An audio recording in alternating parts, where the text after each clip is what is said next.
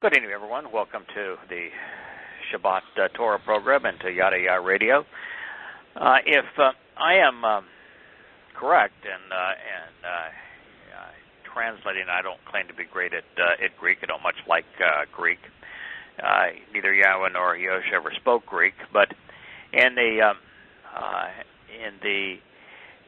what's called the Olivet Discourse, where Yosha is explaining the 7 signs that are going to occur prior to his return. One of those is megos seismos, is how it was translated.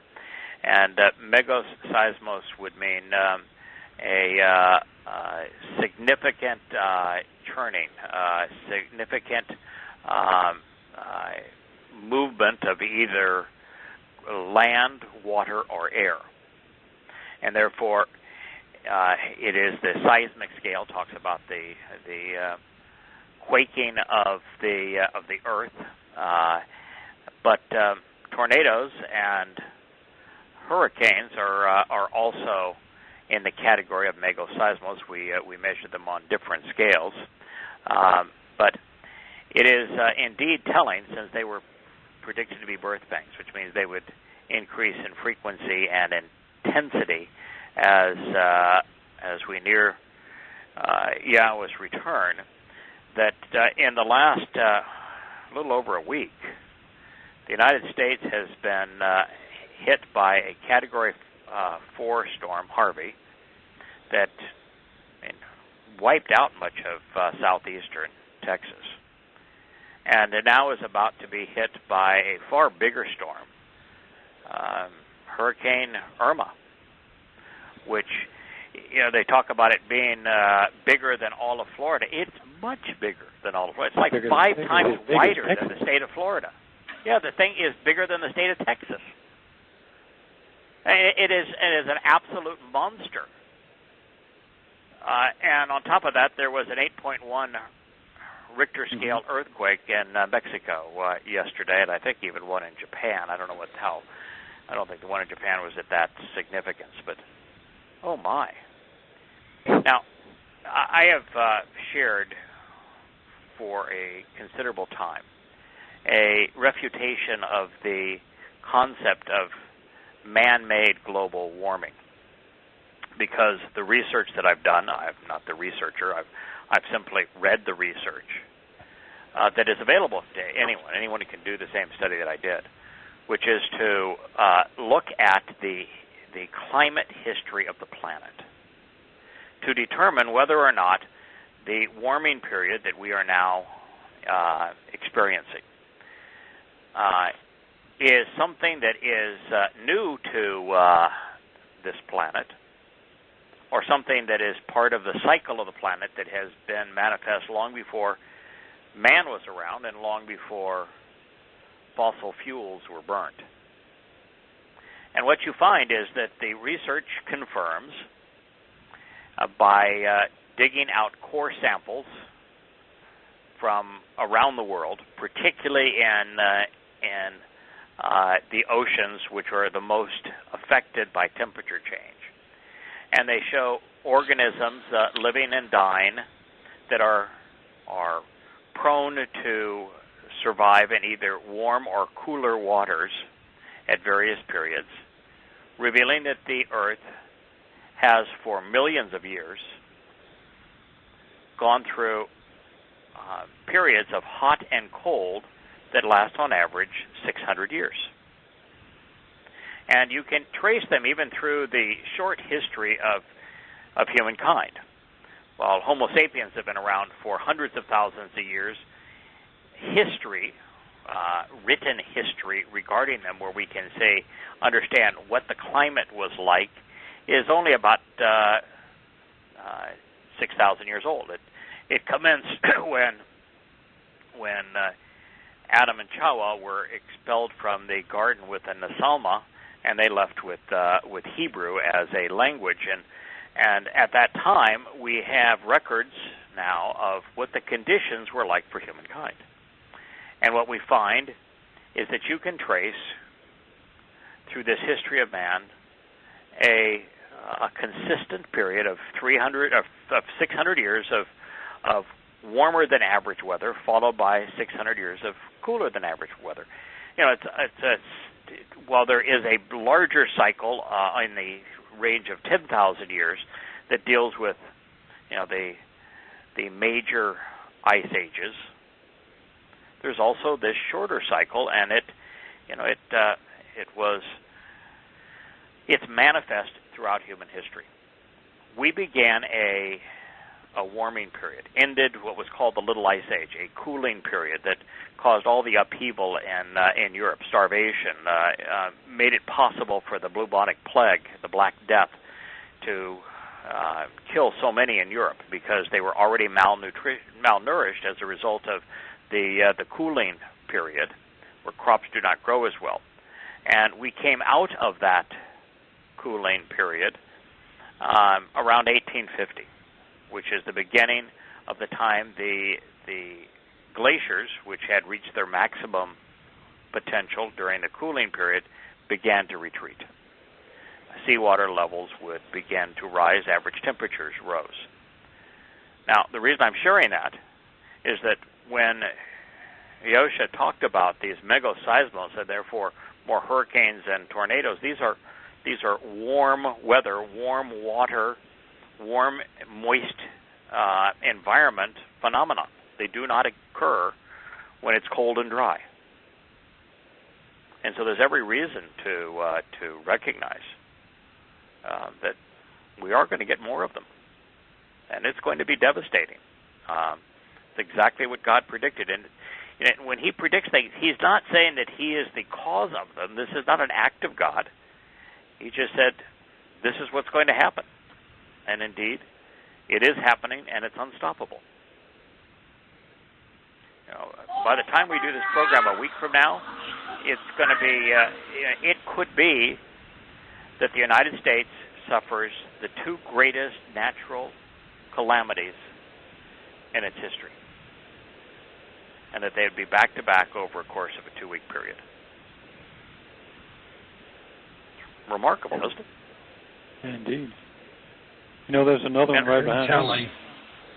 There is one right behind it, and it is tearing up the same islands, particularly the U.S. and British Virgin Islands are being the hardest hit. They were destroyed. They were decimated. I mean, there's maybe 1 in 10 buildings that is still habitable on those islands, and they're being hit again. But the one that is following it is headed towards Bermuda. It's headed due north here shortly, so it's not going to impact heavily populated areas. But oh my, folks! Mm-hmm. I don't know if we have any listeners in Florida. If so, get out. I know we have had many in Texas. I'm sorry for your great loss and suffering. This has been a hellacious time for America. What I'd like to do is return to where we were, but before I do, since it's fresh in my mind, about 10 minutes ago, I finished translating what's called the 9th verse of Yahowah 7. We're going to return to the 14th chapter of Observations for Our Time, which covers Yahowah 5. But I have subsequently, since I did that, translated all of the 6th chapter of Yahowah, which is quite an indictment against man, and I'm now in the 7th. And in the 7th chapter, the 9th verse, I think, should not be connected to everything that goes before it in the 9th verse, and it really should be attached to what follows. It comes out of the blue with the way that English Bibles are written. So you ask for a sign, and I'm going to give you a sign. The sign shall be that a virgin shall give birth to a child. And it's just kind of like, why the sign? Why in the middle of all of this? Who's asking for it? Well, This is the statement that I translated just before the show began. It reads as follows: if you do not trust and rely, then indeed you will not endure. If as you do not trust and rely, lo aman, then indeed he, surely as a result, you will not be accepted nor established. You will not be considered trustworthy, nor be confirmed in the relationship. You will not have any confidence, nor will you be attended to or nurtured. That's about as black and white as it gets, isn't it? Yes, sir. Very much. If you do not trust and rely, then you will not endure. Then you will not be accepted. You won't be considered trustworthy. You will not be confirmed in the relationship. You will have no confidence. It's the condition of the covenant, Yeah. Trust and rely on Yahowah. And the reason that that statement is so important, of course, is that it is impossible to trust anyone that you do not know. And you cannot rely on anything you do not understand. And so to be able to trust and rely, you have to know and understand. And the reason that the statement is powerful, the reason I think that it is misplaced in the way that chapters and verses were enumerated, that funky British dude was riding his horse. It is the lead into, so you want a sign. Well, why a sign? It's the reason that you come to trust and rely. In the midst of all this end times prophecy regarding Yisrael and Yehudah that we've considered through the first now 5 and soon to be 6th and 7th chapters of Yahshua. In the 7th, he goes to something that's happening right at that time, and that is a failed attempt by Syria in league with Ephraim, the northern kingdom, to terrorize and then divide Jerusalem, splitting it between the kingdoms of Syria and the northern kingdom. And it's a current event. It's happening right then, and Yahweh says, just chill. Don't say a thing. Listen. Be quiet. And be especially observant, because I'm not going to allow this to happen. And you'd say, well, why in the world is he going to a current event? I think the reason should be obvious. I think it's twofold. One is that we can verify the divine inspiration behind the prophecies in Yahshua because we can look at them through a 2,700-year window of history, and the ones that have not occurred are being manifest before our very eyes in these last 15 or 16 years. So we have the benefit of time to validate that what we are reading is reliable. Mm-hmm. And that's the only way we can trust and rely, is to validate the claims so that we know that they are reliable, so we can trust and rely upon them. Well, Yahshua's audience would find no benefit in a virgin bearing a child. That wouldn't happen for another 700 years. They would find no benefit in knowing that Yahweh was going to lift a banner up in a faraway place in the last days.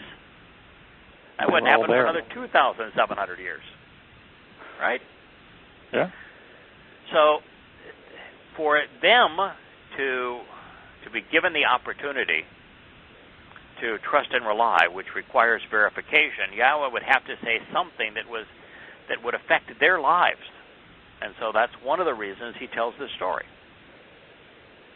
The other reason he tells this story is that what he has to say about Syria and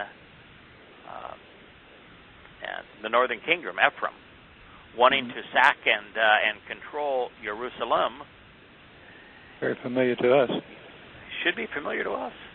Mm-hmm.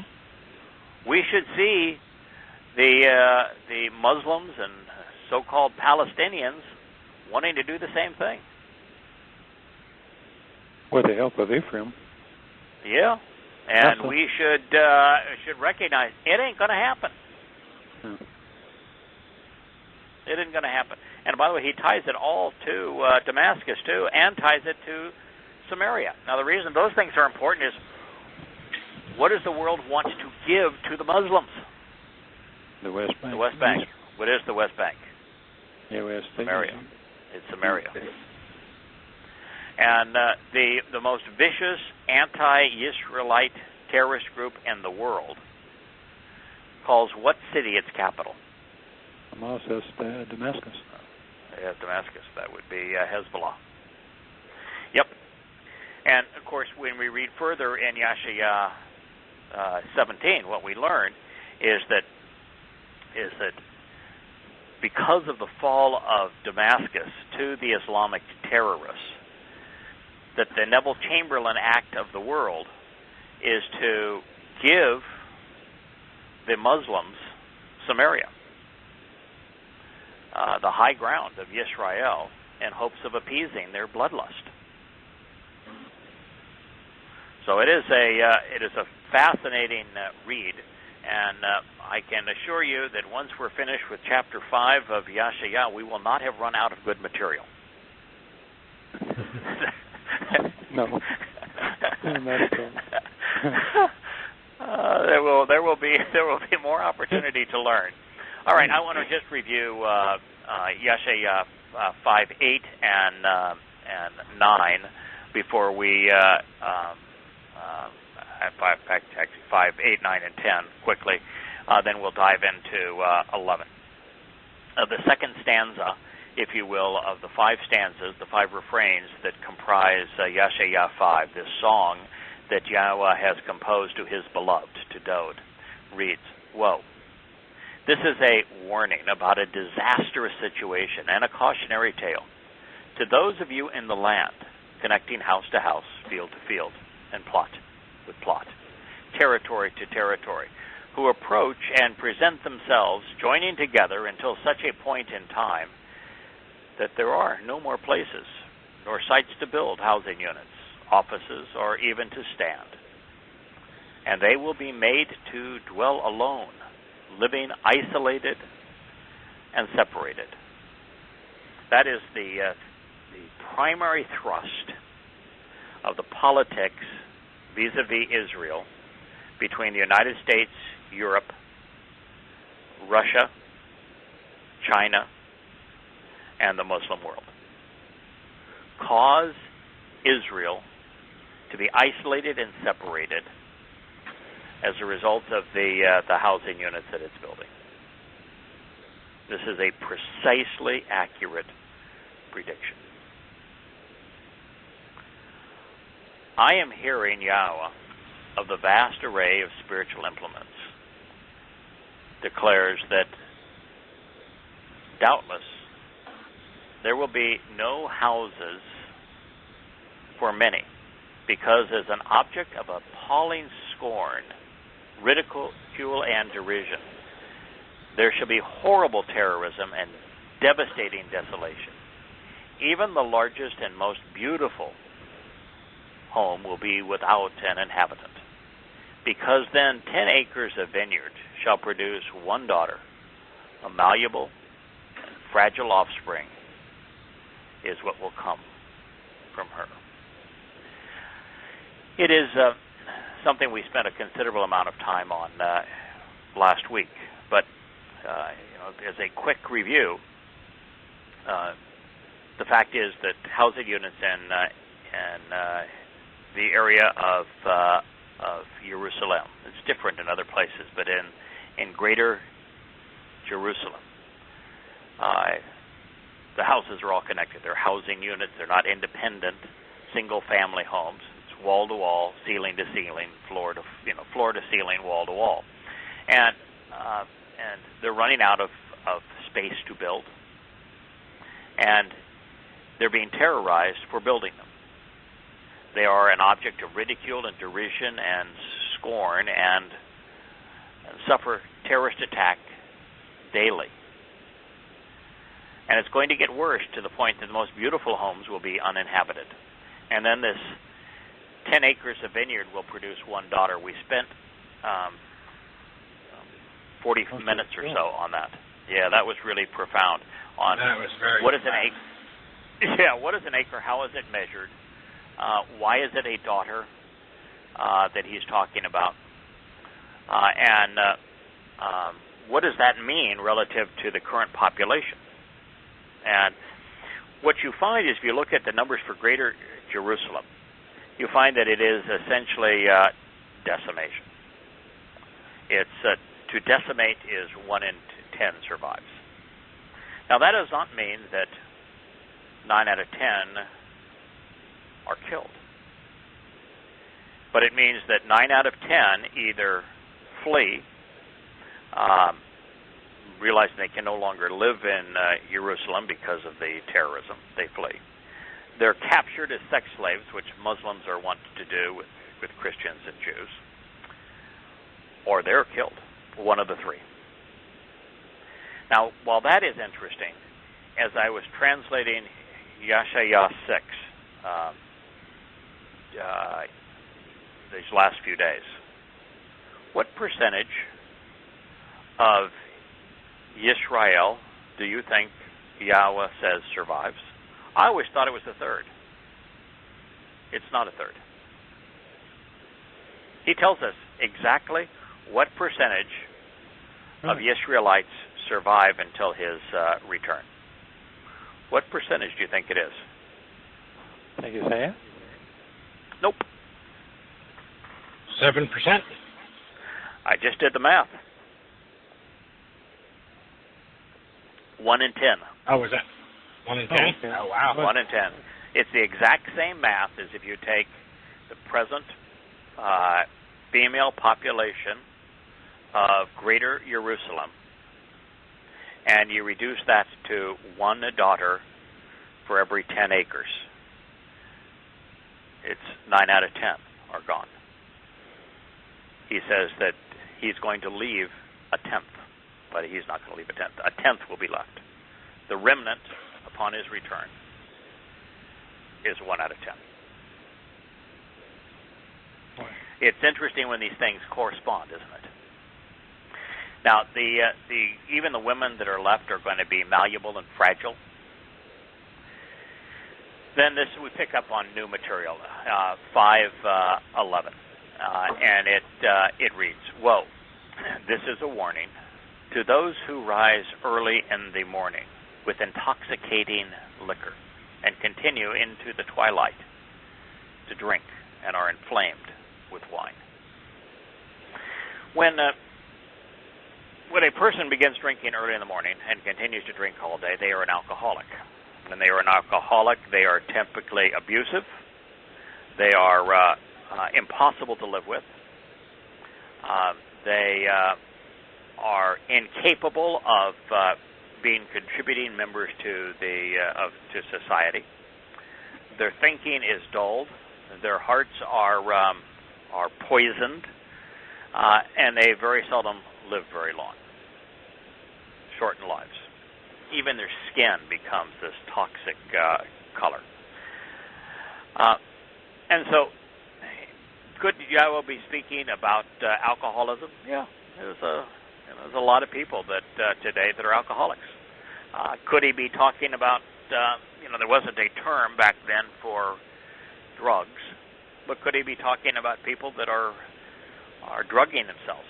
Starting with the prescription painkillers early in the morning and continuing with them all day long. Absolutely. I live most of the time in the heroin capital of the world. And fentanyl is the new synthetic form that is much cheaper and much more deadly and even more prevalent.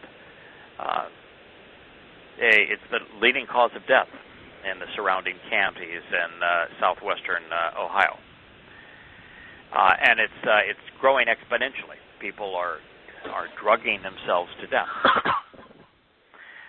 But so those are two ways to look at it. There is a third way to look at it, and that is that when a person either gets in with the wrong spirits, or their judgment is impaired by the intoxicating effect of society, then they're like this. I mean, you can be intoxicated by video games. Playing them all day. It's addictive. You can be intoxicated by conspiracy theories and let them affect you. And they will affect your judgment. So it could be, one of the many people that are just absolutely enamored. They just gorge themselves on political news. Poisoned by it. So I think that there's a toxicology associated with things that are just poisonous. Religion, politics, all the different things. When is the first prayer of the day in Islam? Yeah, usually around 5:30 to 6 a.m. and the last one's around dusk. Yeah, poisoning themselves with the intoxicating liquor of their religion. Yes, and literally being poisoned by demons, by intoxicating spirits. Would you find, Kirk? I found tons of references to religion. We get the same term with La'am Sharim is in Proverbs, and it says to remain behind to drink mixed wines, which are drink offerings and considered uses in religious context. I got later in Yayin, wine is a metaphor for, they call it wisdom's drink, or wine bibber, or the confusion of Babel. I mean, it's just about 4 or 5 of these words are these terms. I did the words and also the terms, and it's all religion. It's the followers to pursue and chase, or Radolf to pursue and chase. What? Then you look over and you keep digging, and it says to follow after wickedness, and after, which is another term. And another term in Psalms is to follow after religious or the sun god type of worship. Yeah, so I think, all the above count. I mean, that's I one think thing that about the religious connotations are consequences. And let me tell you why I think there's a consequence. Okay. The consequence is valid. I mean, that consequence is extraordinarily valid. But the thing about alcohol is that in an overabundance, an inebriated individual has their judgment impaired. Mm-hmm. The single most important thing that we possess as humans is a nasama, the ability to be rational, to exercise good judgment. There is nothing more valuable to us. It is the only way to know and trust and rely upon Yahowah, to understand what He's offering. If your nasama is not functional and isn't exercised and isn't operating at its highest capability, you got no hope. No.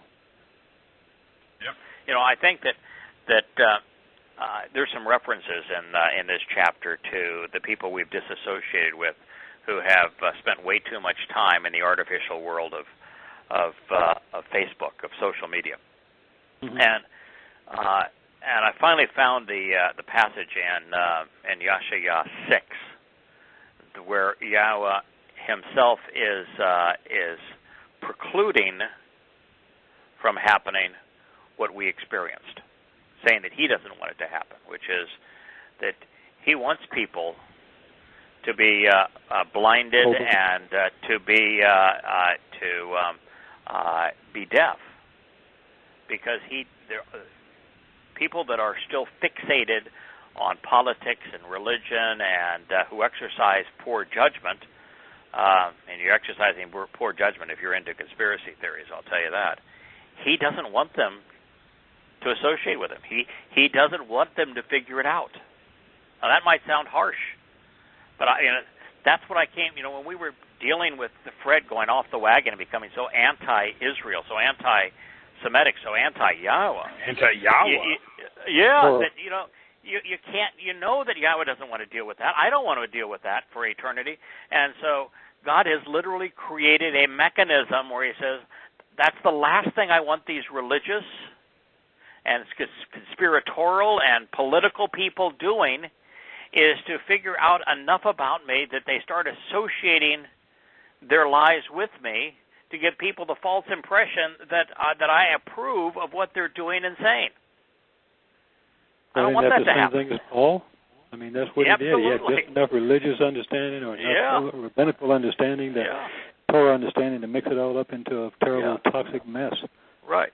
So if by using the Hebrew words for intoxication, what Yahweh is talking about is impaired judgment. And if your judgment is impaired, then you are incapable of understanding. And there is a gargantuan difference between knowing and understanding. Hasatan knows Yahweh, but he most certainly isn't part of the covenant family.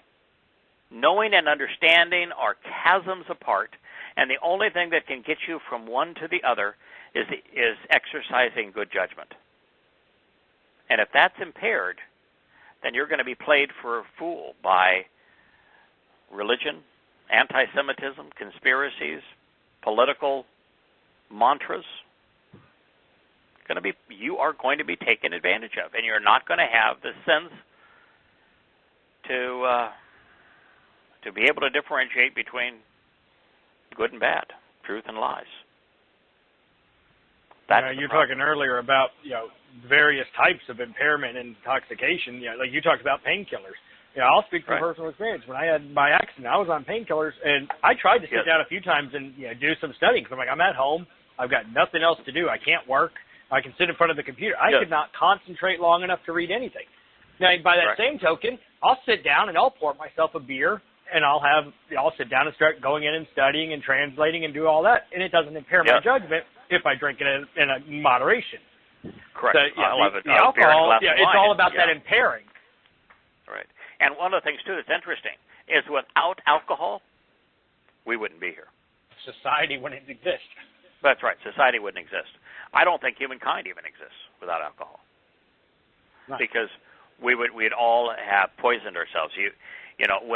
When people live together in a community, even if they live in proximity to animals and drink water without boiling it, and no one knew to boil it until fairly recently, without alcohol, the water will kill you.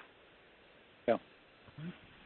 And so it's interesting from that point of view. There's another interesting aspect of it, of course, is that alcohol, the fungus that is used to ferment the alcohol, it's gone. It's dead. It ceases to function once the alcohol is brewed and by the time it's being consumed. And so there's a tie-in too with the concepts of matzah and of course with wine, a tie-in with Pesach. But anyway, if you're drinking all day, then you're not having a glass of wine with dinner. You're not having a beer as you're at the end of the day as you're relaxing and enjoying, even translating. You're drunk. At that point, you're drinking for the purpose of being intoxicated. Now, I can tell you, I have been intoxicated probably half a dozen times in my life. The last time was in my early 20s, my mid-20s probably. So, in fact, I got to be honest, it was my late 20s, the last time I was intoxicated. And but I'm in my 60s, so that was almost 40 years ago. And even the half a dozen times that I was intoxicated 40 to 50 years ago, I never drank to get drunk. Never once in my life have I consumed alcohol with the purpose of getting drunk. And I have never consumed alcohol as an escape. And I think that's what God's talking about here. Consuming alcohol to get drunk. Consuming alcohol just to cope. as an escape mechanism. What follows is the kind of terminology you would expect in a song. These are musical instruments, all of them. And the musical instruments are being used to tell a story. So let's just go through the instruments here and see if we can figure out what story I was telling by them. It says the lyre, which is a kenor, the zither. It's a large stringed instrument that when plucked makes a tremulous twanging sound and serves as a token of merriment. It's actually a Hittite loanword. The closest words would be kun, to establish, and kana, which is a flattering title for a shoot or branch which is transplanted. So the lyre, from kenor would be from kina, which is a flattering title for a transplanted branch. You don't want to be a transplanted branch. You want to be a branch that's grafted into the vine that is Yisrael. The real tree. Yeah, the real tree. I don't want to be removed. No, I don't want to be removed. The harp. The harp is nebel. It's a guitar, portable melodic stringed instrument. But a harp, the nebel, not the harp, a nebel can just as easily be translated a vessel, bottle, or flask of skin that is used to transport wine. And Kirk, you were checking into words. Nabal means to be foolish and senseless, to languish and fade away, to be immoral, vile, and a shameful corpse, a carcass associated with villainous idolatry. Wicked, senseless, all those. Foolish. And Nabala in the feminine is disgraceful and wicked, outrageous in defiance of the standard, a frivolous fool. So. It says, Nabal is associated too within a couple of words over, and it's disgraced, fade away, sink or drop down, and diminished, lightly esteemed and fall away. Yeah, boy. So, you don't want to be a translated branch, and you don't want to be imbibing on the flask to the point that you're foolish and senseless. The third item on the list is the tambourine. It's a toph. It's a drum, a small percussion instrument, but it's also dangling earrings, usually hoops, round, circular things which had religious connotations as the sun god pendants, and jingling beads. Even the jeweled ornamentations on the headboard of a bed owned by the haughty and arrogant who flaunt their exaggerated sense of false pride. It's from tapoff, which is to play and to beat. There's a lot of people throughout time, and Christianity had this really bad for a long time, particularly during the Dark Ages, who beat themselves. Oh, yeah, they flogged themselves, Yeah. There's a whole sect of Islam, the Shiite sect of Islam, where on Ashura Day, they go and they beat themselves. We have monks that burn themselves up alive and beat themselves to death. What do you think a suicide bomber is doing? Yeah, dying. Right. So these are the toph are signs of arrogance, and they're signs of frivolity, of signs of an affinity with the religious God, and of beating oneself up. Congratulations. Yeah, the next on the list is flute. It's shalil. It's the pipe, reed, woodwind instrument, producing a shrill whistling sound. It is from chalal. Chalal is a really bad word. When you read chalal in the text, you need to duck, because it means to profane, to defile, to pollute, to violate, to wound, to slay, and to desecrate. Shalil is that which is forbidden and adversarial. Ritually by contact of the dead as well. Yeah. Following the Pied Piper and people going along to their doom. You know, you got the flute of the early patriots in this country and the revolutionaries. People have this tendency to follow the flute. You know, God is saying that this is something that is profane, defiled, polluted, wounding, slain, desecrated, forbidden, adversarial. Then he switches from the instruments to the wine, and the wine that is at their banquets, which are part of their feasts, festivals, and hedonistic events, where copious amounts happen to be the wrong ones. of alcohol is consumed. Because it's interesting, when Yahweh talks about a festival feast, he uses the term chog. That's a party. The mikra are chog, festival feasts. This is their banquets are mishte. And he says that, you know, they've got the intoxicating beverage, the flute, which profanes, the tambourine, which is used to show one's arrogance, sun god affiliation, and to beat oneself. The harp, which is nebel, it makes one foolish and senseless, languish and fade away, and the lyre, which is from Kana, a flattering title for a transplanted branch, all at their banquets. Not his banquets, their banquets. Hedonistic events where copious amounts of alcohol are consumed. Hey, you know, speaking of hedonistic events where copious amounts of alcohol are consumed, what's the most patriotic song in America? God Bless What's America? the song that is being played when everybody is having a conniption fit, whether or not NFL players ought to stand or can they sit or kneel? Star-Spangled Banner. That's the one. You know the tune for the Star-Spangled Banner? You know who wrote it? It wasn't Francis Scott Key. No, he wrote the lyrics to an existing song. You know who wrote the melody to that song? It's a drunkard song, probably. That song is worse than a drunkard song. You know, there's a lot. There's a lot of songs that are that we have in our country that were written as bar songs. No.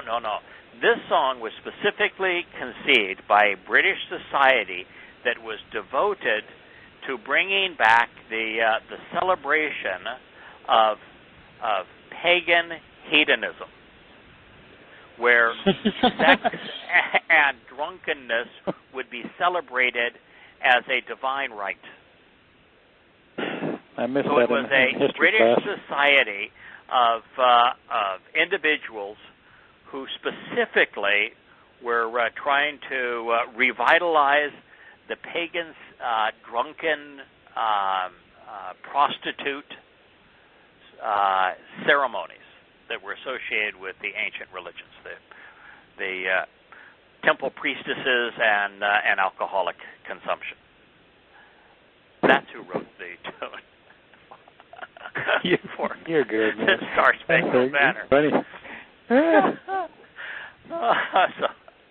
All right, but rewarding the work of Yahweh, they do not observe nor regard it, nor the work of his hands, neither seeing nor understanding.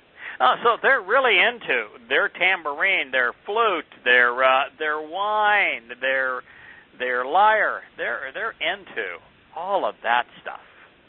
They're into their festivals and their Christmas, their Easter, their St. Valentine's Day, their St. Patrick's Day. By the way, major consumption of alcohol on those. Their Halloween.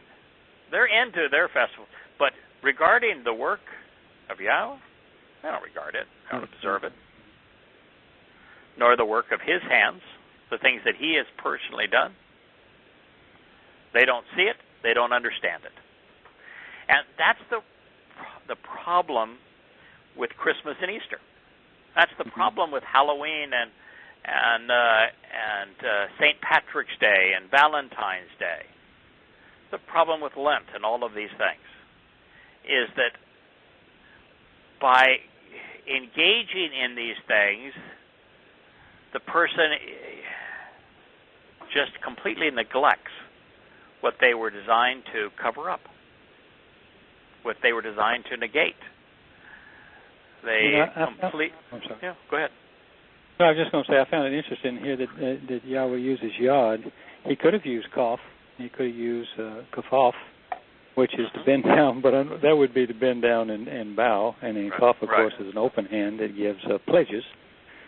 How we, but the simple fact that he's so precise, he uses yod, which is a hand reaching down. The uplift is up. I mean, everywhere you go, he's extraordinarily precise in this stuff. I mean, it's just if you just look at it on the surface, you say, well, kaf is a hand. Why didn't he use kaf?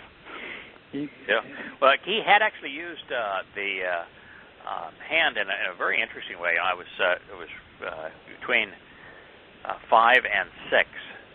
Yahweh speaks of a different means of disciplining his children. And 5, he's really frustrated. He says, they were so out of line, so unruly, so lost, so self-absorbed in things that were self-destructive, that he said he turned his hand and slapped them. It's just like you try to get somebody's attention, wake them up out of their stupor. Stop doing this. You're going to kill yourself. Yeah. And then the second time, because there's that's one form of parenting. If you have a really wayward child doing really destructive behavior, you want to slap some sense into them. And the other was a timeout. And the second time, Yahweh says, I'm just going to have nothing to do with them for a very long time. I will have nothing to do with them. I'm going to leave them to themselves. I'm going to go away. They will hear nothing from me. I will hear nothing from them. Parenting changed. When I was a child, my father beat the living tar out of me with a tree branch. That was considered good parenting. And when our children were young, good parenting was the timeout. Yahweh tried both with his children. Neither one worked. Neither one worked. Some children, not so. But he did try both. So that takes us through the second stanza of Yahweh's open song. Now, as I've studied the human condition, I've come to the conclusion, and my younger brother was mentally handicapped. I've witnessed a lot of people that are physically handicapped, and I've come to the conclusion, right or wrong, it's I guess we're all entitled to these kinds of I hate to use the term entitled to an opinion, but we all derive our grand assessments of life. One of mine is that the most debilitating human condition is a bad attitude, and particularly a bad attitude that is fueled by ignorance. The most empowering, in my view, is understanding, particularly when it leads to a correct perspective on God. Now, with generations indoctrinated and incapacitated with political correctness due to now to the point where they can no longer think for themselves, the preponderance of people are growing incapable of being discriminating. They can't differentiate between right and wrong. Therefore, this is where we find ourselves. Now, here's Yahweh's statement in 5:13. As a consequence, Laken, as a result, therefore, it follows that my people, Ani, are exposed and vulnerable. Galah, are revealed for who they really are. They're laid bare. They're stripped of any pretense.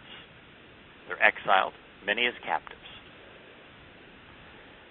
because of their lack of knowledge and discernment.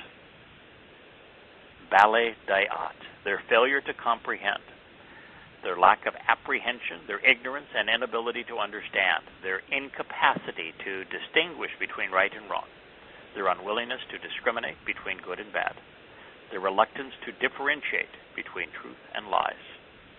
Dayat is from Yada, to know, to acknowledge, to learn, to discriminate, to recognize, and to understand. They honor and attribute high status to, kabud. They respect the reputation and the abundance, the popularity and the manifestation of power the overall societal acceptance of, they're ravenous and insatiable, they're voracious maggots of men, lowly and insignificant humans. So their capacity for compassion and the ability to enrich has shriveled up and evaporated. Well, what do you think about them apples? Well, yeah. So the first part of it is pretty damning and pretty descriptive of the vast majority of the people in the world today. Yeah, it is. People today are vulnerable. They're easily misled into conspiracy, fake news, religion, politics, patriotism. So they're exposed, they're vulnerable, they're laid bare for one reason, because of their lack of knowledge and discernment. Mm-hmm. That's it. Why we've been having this whole discussion at this point. That's the most debilitating thing in the universe. Right. Well, when you go on to say, and I don't want to tip the hand of what you're doing, but when you're talking about why Christianity and Paul got a foothold, and why it couldn't have lasted if anybody had a brain or anybody knew anything, and just as bad for the rabbis what they did to the Yehudim and Israel, because they didn't know any better. If you don't study the Torah, if you don't know anything, and you can't relate it to anything. So they just sit there and say, even if they knew a little bit, they're not equipped to compete. But I like what you were saying about Paul. You know, if he couldn't get a foothold with Shimon, Kefish, and them because they knew. Right. And then these weren't the most educated men, but they knew Yahweh, and they walked around with Yosha for 3 years, and knew what the Torah said, and they couldn't get a foothold there. He could only get it in these other places. So it's how tragic, and all just because nobody studied it. Yeah. Sitting right there in the middle of their main city. Because people are ignorant and irrational. I think they just don't have the want to either. I don't know. Well, I do. I agree. I know they don't have. They just don't care, and that's an attitude problem. No. Now, the next part of this is that this is the nature of politics, also the nature of religion. I mean, if the Pope goes to a foreign city, millions of people will show up, and they'll swoon at his feet. If Donald Trump goes to a rally, thousands of people will show up, and they'll hold signs, MAGA, make America great again. And when you are stupid, that's another word for ignorant and irrational.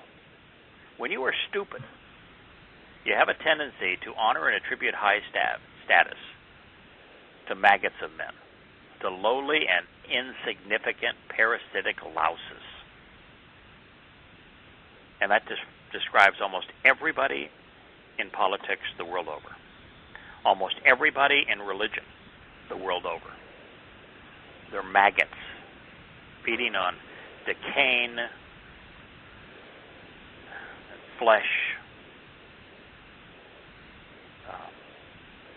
They're louses. And we're going to speak to how those terms are derived and what they imply. But that's our problem, is that by being ignorant and irrational, people believe Paul. If you shed your ignorance, if you use just a touch of logic, it's immediately obvious that he was a complete and utter fraud, and that Christianity dies with him. But God's being really insightful here.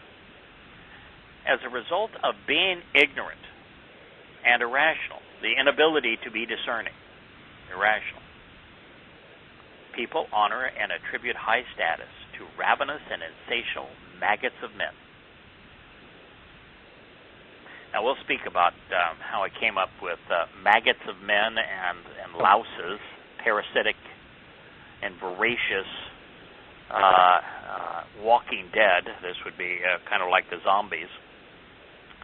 But why do you think it says their capacity for compassion and ability to enrich has shriveled up and evaporated. Now, our capacity to enrich is directly derived from our knowledge and understanding of who Yahweh is and what He's offering. Mm-hmm. There's only one meaningful way to empower and enrich another life, and that is to invite people to consider Yahweh's Torah as it presents the terms and conditions of the covenant. And if you are ignorant of that, if you're irrational and you don't understand how that works and why it exists the way it does, you have no capacity to do anything that's of any value to anybody, particularly when it comes to meaningful empowerment and enrichment. Shriveled up and evaporated. Of course, the beginning of this is very much like, my people are destroyed because they are ignorant and irrational. That's the line in the chapter of Hosea. But the gist of this is that the most debilitating and deadly consequence of ignorance is the tendency of misled individuals to ascribe status to men. You know, if you look at Fred having gone off the deep end into the abyss, he was listening to idiots on videos. And they're just absolute nincompoops. But he lost the ability to be able to discern, why he shouldn't be listening to these nuts. You know, the guys with Unpopular Truth, they believed nincompoops. Every one of their every one of their conspiracies was advanced by people who just weren't even remotely credible. And this is the problem, that if you're ignorant and irrational, you're prone to believe people that are foolish. You're prone to believe and ascribe status to men, particularly popes, pastors, and politicians. The ignorant don't know they're being lied to. They don't know they're being taken advantage of. They don't know they're being fleeced. And they will foolishly pronounce their loyalty and make donations to those without compunction who rob them. If that were not so, then how could you now support a president after 15 years of fruitless war and draining your money, killing your children, and killing millions of people and allowing millions of people to die because of the consequence of you killing off a whole bunch of people, like in Iraq? Correct. And then the first year in office, he's setting all up to go to war again, to extend the war in Afghanistan, and God knows what they're going to do with North Korea. You know. Yeah. When is this end? The world lost. They've recalibrated the numbers because of what happened in many countries where it wasn't until very recent we knew really the consequence of World War II. But 80 million people died in World War II, and 100 million people died in the immediate aftermath of World War II because of the way that World War II reshaped the world, giving power to the likes of Mao Zedong and Stalin. Mm-hmm. And they were worse than the evil that was eliminated in Imperial Japan and Nazi Germany. And that's saying a lot because Imperial Japan and Nazi Germany were extraordinarily evil. But we consider the generation that fought that war, like in America, but also in Russia, where in Russia it was like 10 million soldiers were sacrificed, and in the United States, 20 million deaths, right on. 400,000 were sacrificed to avenge the death of 3,000. Unbelievably stupid the way that we prosecuted the war. And I've been in a discussion with Roy, and he thinks that there is some good that was done by the United States involvement in World War II, and we've had a lively debate on the merits of the U.S. involvement. But the fact is, to honor those individuals that made such a mess of things, and the patriotism that grew out of that. And consequently, and my biggest concern is that out of World War II was born the new Rome. Out of World War II was born a tremendous and belligerent beast. Out of World War II was born the country that Yahowah issues the warning to in Yeshayahu 18, the United States. Mm-hmm. The most militaristic nation in the history of the world, the most imposing nation in the history of the world. We ought not have done that. And somewhere along the way, somebody said, what we did was grotesquely irrational. You don't celebrate sacrificing 400,000 lives to avenge the deaths of 3,000. It is interesting in this particular passage that none of the normal Hebrew words for man were used. When it's talking about these lowly individuals that I referred to as maggots and as louses, well, the normal common Hebrew word for man, Adam, which would be descendants of Adam, Ish, which are individuals, that's probably the most common, Enosh, which is mortal man, and Geber, which is political, militant, strong men. Those are the four: Adam, Ish, Enosh, and Geber. But that's not the term that Yahweh used. He used the least prevalent, which is moth. It is therefore prudent to ascertain why he selected it over the more prominent options.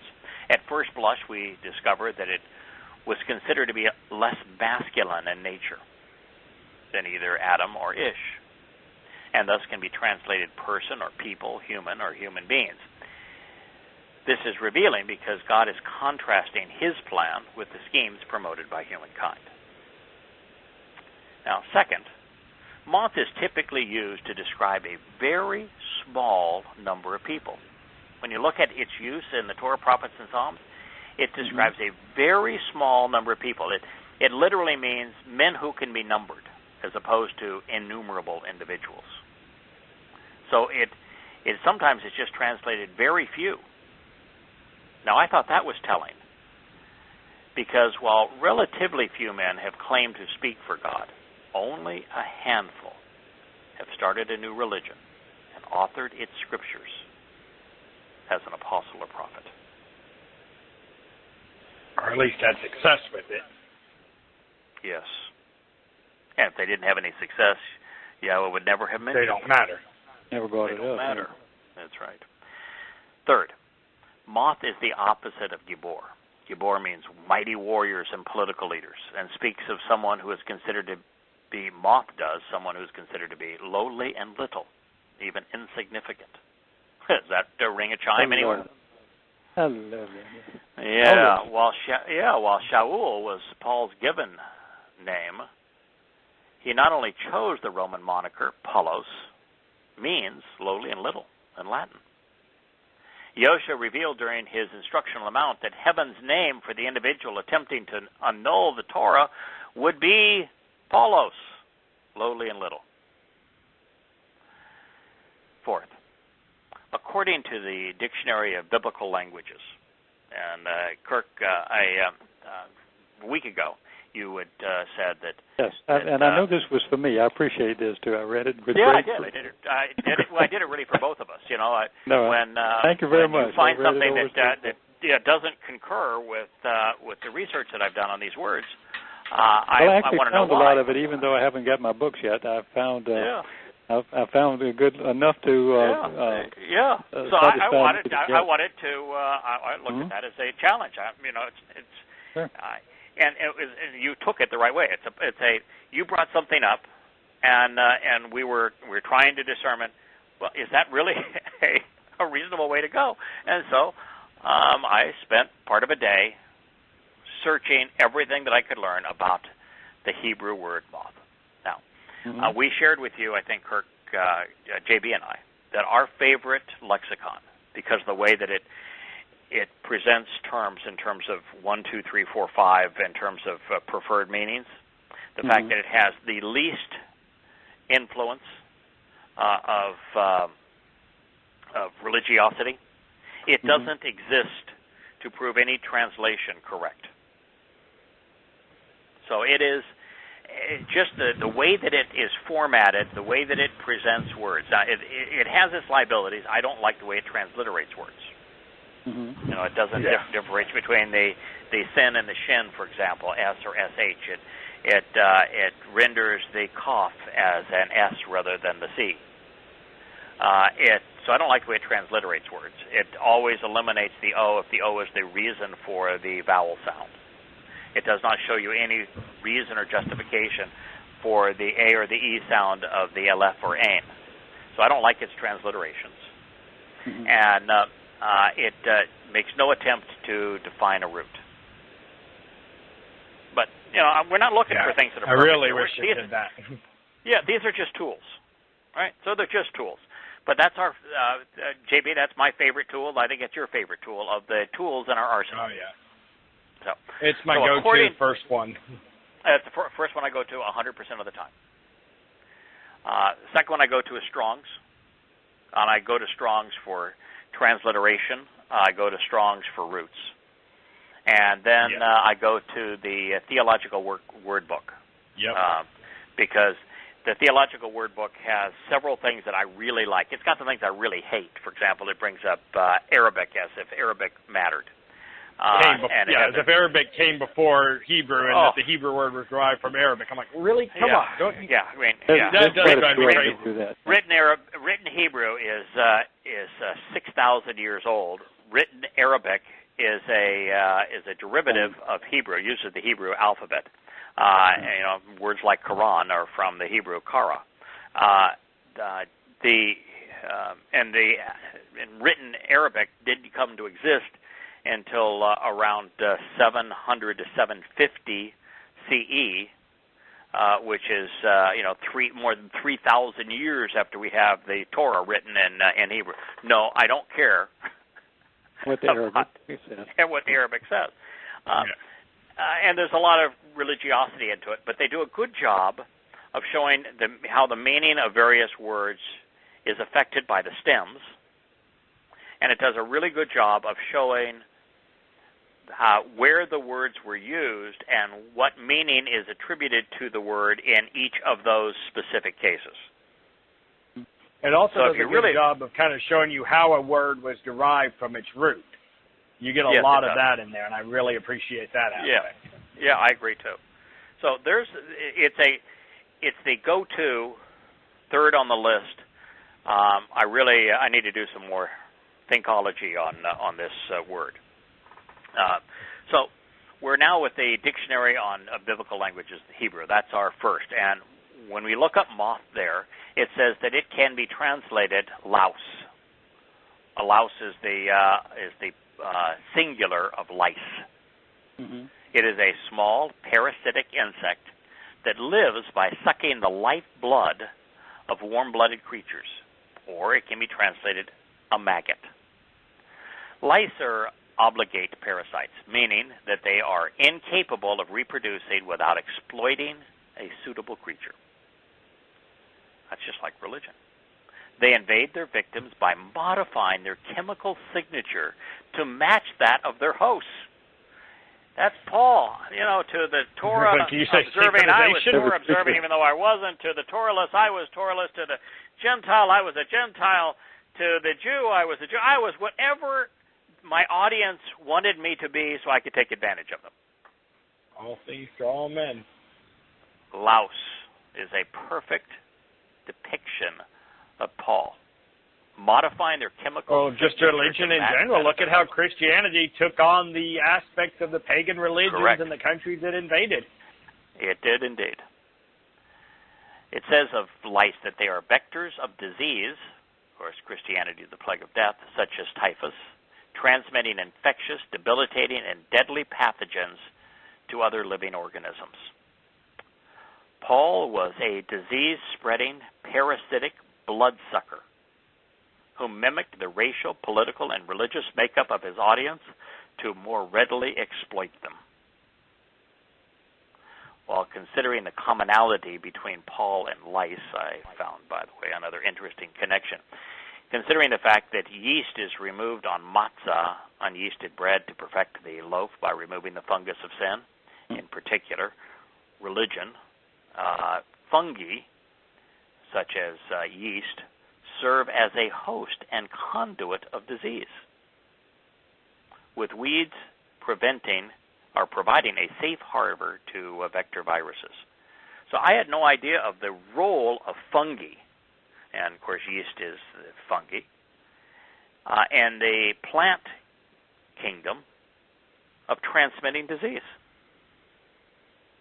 But according to everything that I read as I was studying lice, and particularly vectors of disease, the first thing you learn is that, well, fungi is a very effective transmitter of disease, particularly in conjunction with weeds, which is something that Yahowah says equates to religion. Now, a maggot is the larva of a fly. It is a footless, worm-like creature which feeds off living tissue, animal excrement, decaying carcasses, and foul food. Like a louse, it is prone to spread microbial infectious diseases. Humans are not immune to the feeding habits of maggots and can contract disease by approaching garbage or dead animals or rotten food infected with maggots, all of which are symbolic of things Yahowah encourages us to avoid. Like religion, maggot infestation grows exponentially if not checked. In this vein, moth is used to describe the disreputable or the disadvantaged. In Yeshayah, Isaiah 41:14, for example, the remnant of Yisraelite men are depicted as if they were puny lice or worms. In Mizmor Psalm 26:4, Dode disassociates himself from the moth, who he claims are incompetent, invalid, and vain. Moth is used in Job 11:11 and 22:15 to describe men who are evil, wicked, and egotistical. Yahowah was still pointing his finger directly at Shaul, Paul. Now, the fifth thing I learned is that meth, written exactly the same way, it's vocalized differently, but written identically in the Hebrew text, means corpse. It is the carcass of a dead body and thus indicative of death. Yahowah routinely refers to Shaul as the plague of death. Sixth, moth ben is a combination, a compound, if you will, of moth and bens, sun, as it is defined as chaff or straw that is dried up and then cast or blown away. This infers that the moth are offspring of castaways.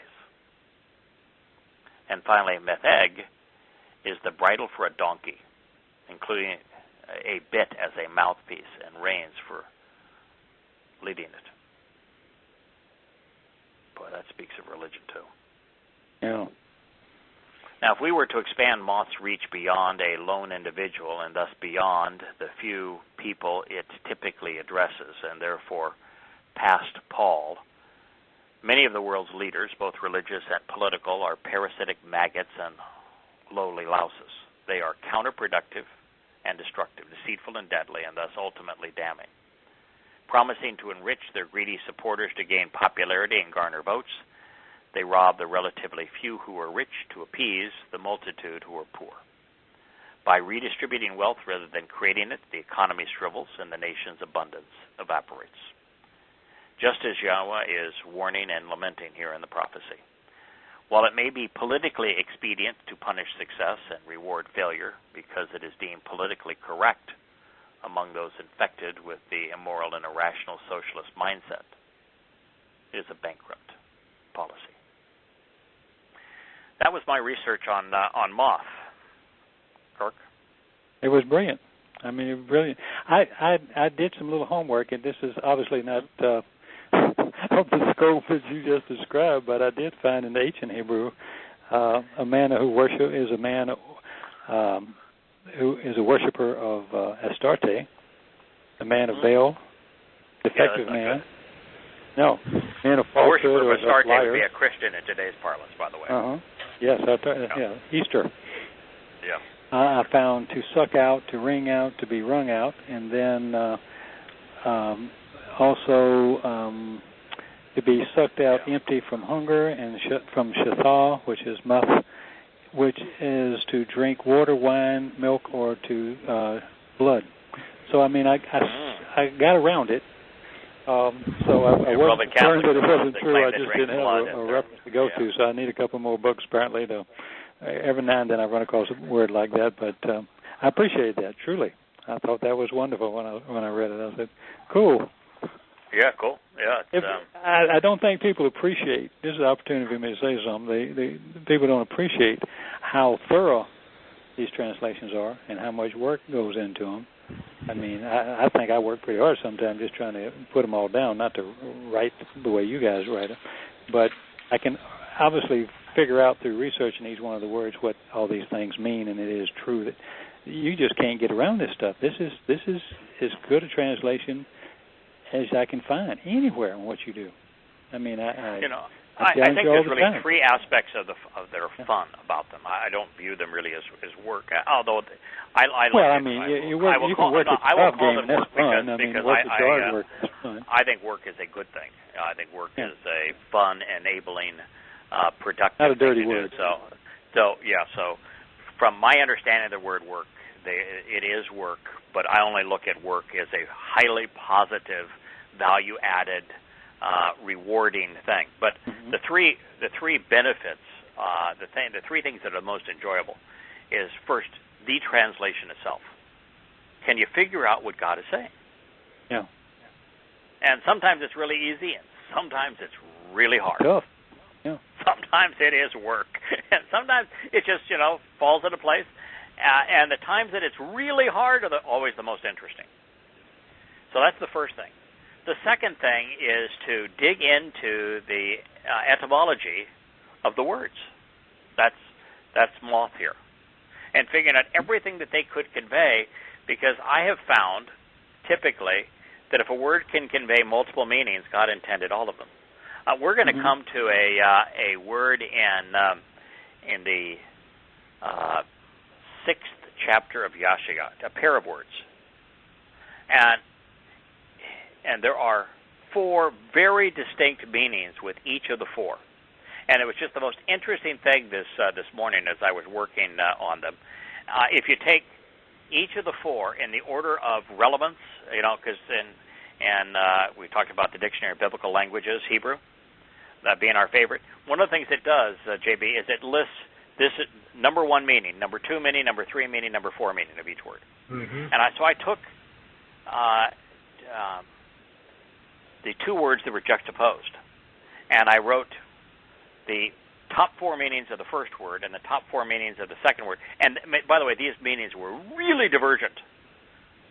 And then what I did is I put the first meaning with the first meaning of the first word with the first meaning of the second word, and on down the line, second meaning with second meaning. And all of a sudden I had 4 extraordinarily revealing concepts, all just laid out, all of which were relevant, all of which provided a unique insight into what God was saying. And so, as I say, the third part of the fun, or the second part of the fun, is really getting in depth with an individual word. And then I think the thing that is the most fun, the third aspect, is once you've translated and you understand what God is trying to say, and then you've gone into depth and derived as much meaning from each word as is possible, amplified its meaning. Because I'm not smart enough to limit what God said to one of the possibilities. I'm just not going to do that. I'm not smart enough to decide which one God meant, if there are several that apply. But the thing that then is the most fun of all is the insights. Okay? Now that we know what he said, We know what these words can mean and convey. How does that apply to us? How does that apply to our lives? What is it telling us that it's useful and important for us to know? The insights. That's the 1, 2, and 3 of the process that makes it, I'd say, addictive. I'm passionate about it. I'm addicted to it. It's every day. It's this opportunity to connect the dots, lay out more pieces and connect them within the puzzle. It's good stuff. Yeah, that's why, by the way, I do think that when we get to the end of this verse, I think he's talking about us. I did 3 pages on 526. He's absolutely talking about this. What's happening? Yeah, here. I think and he no is. question in my mind. Yeah, not in mine either. And we're not going to say that. There's no ego associated with that. No. I mean, he's talking about us by default. He's talking about us by default. It's just that no one else was interested. No, we're not. Absolutely, we're not first choice. In fact, I don't even think we were the choice. No, I don't think. But I'm glad you chose and I chose to listen. I've learned a ton. It's just strictly by default. No one else was interested. Yeah. And by the way, it's not exclusive, although it speaks of a single banner and a single individual, ultimately that was responsible for doing this, and that became we, but it began as a he. It's singular. It's still not exclusive. No. Anybody can pick up the Torah and read it. That's exactly right. Later. I know that the 91st Psalm applies to me, but it applies to you guys too. There's a lot of things that are individual that can apply to many of us who are part of the covenant family, and to all of us that are part of the covenant family. It doesn't change its individual benefit. For example, we're individually adopted. We're individually perfected. We're individually immortalized. But just because I've been adopted, perfected, and immortalized, enriched, and empowered, doesn't preclude anyone else from getting the same benefits. No. That's the same thing is true with this banner. It would be lovely. It would be extraordinary. It would be exciting to have somebody else do the same thing and have Yahowah lift that banner up. We're not in competition. No. There are different ways to look at Hamon in this concept, which is that end results. They're no longer able to enrich and empower. Yahowah could be addressing the economic failures of democracy, whereby the tyranny of the majority robs the minority under the approving applause of popular politicians promoting progressive taxation and entitlements. It is a pack of wolves and a lone lamb voting on who to eat for dinner. Or he could be saying something more profound, predicting that when a relationship with him through the Torah, especially through its Bereth and Mikre, is replaced by religion and ignorance and misplaced trust, beguiles a population into depending upon their government rather than on God. The benefits that Yahowah has provided through Yahudim and Jerusalem are forestalled. And I think it's the second, primarily. When the chosen people, but the first is still there. Yahowah specifically said of Yisrael, if you listen to what I have to say, and you respond appropriately, you're going to be the richest people on earth. You're going to be the most powerful people on earth. You're going to be the envy of the world if you just listen to what I say. So, part of it is, yes, riches in this world, however temporal they may be. But the big issue is always, and enriching Yisrael in the here and now, had they listened to him, was only to convey them as a symbol of the enrichment that we inherit when we eternally, when we're part of the covenant. So they are related. one is a sign of the other, and the impoverishment is a sign of the other.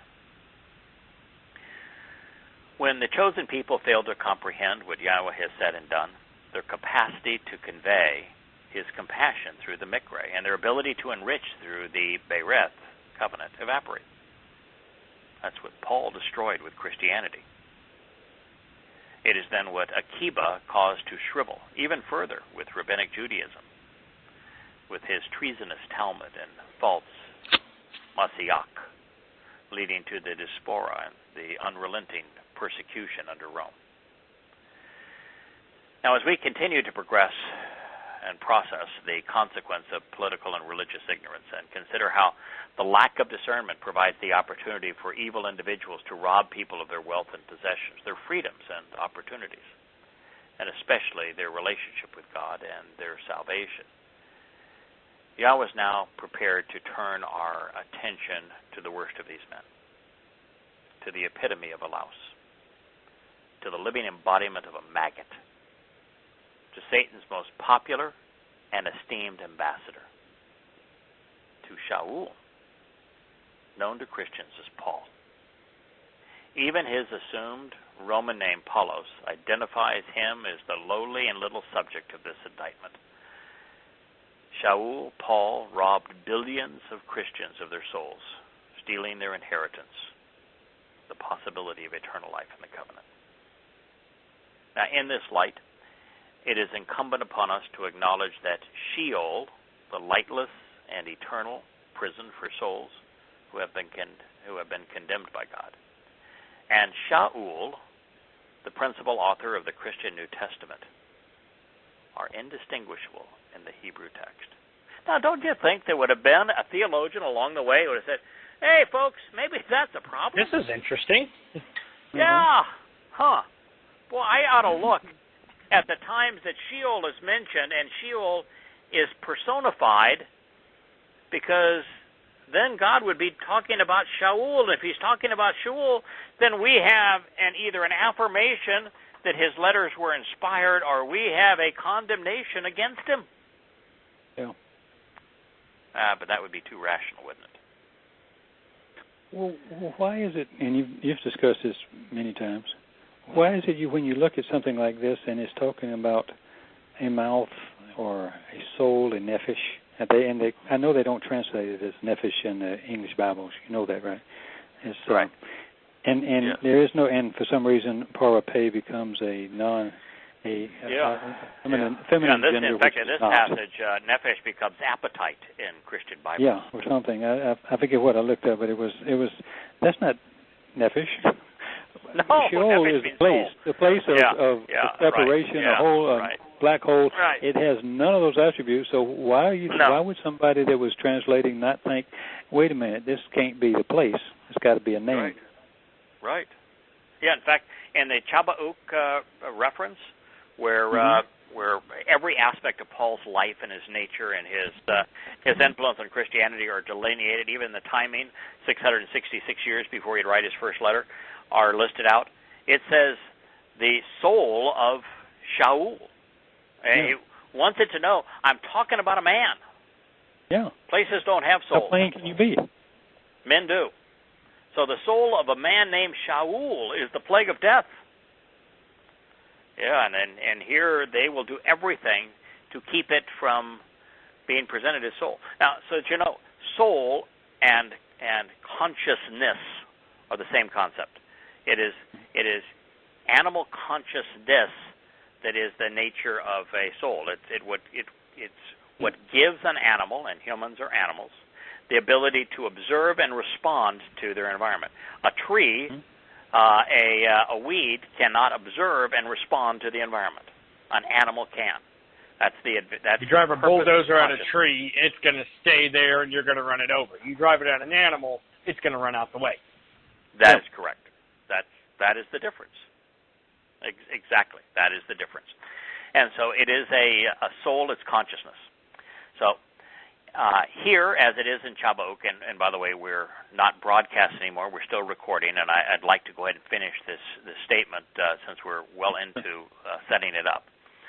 So here, as it is in Chabauk in the second chapter, The presence of a nephesh soul immediately following the name affirms that Yahshua heard Yahweh say Shaul, thereby excluding Sheol from consideration.